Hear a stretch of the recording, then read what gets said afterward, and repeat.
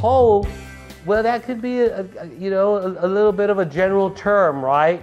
What they consider whole may not be what you really need to make you whole. That's where the appraisal clause steps in, and you get a third party, unbiased, independent appraiser. You each get an appraiser when you invoke the appraisal clause, and there's a fee, and we'll get into that in a moment.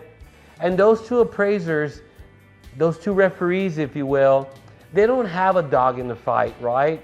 They're just out to be civil and make everybody's world happy again, right? And this referee knows that his insurance company he's representing owes to make you whole, completely whole, to indemnify you completely. And this public adjuster is representing you, knows that they owe you that. In return, they owe you that for the money that you've paid them every single month. So they look at the accident, they look at your car, they look at your home, and they figure out what is reasonable, what is required, what is needed, and then they reach a happy middle ground, and that number is binding to both parties.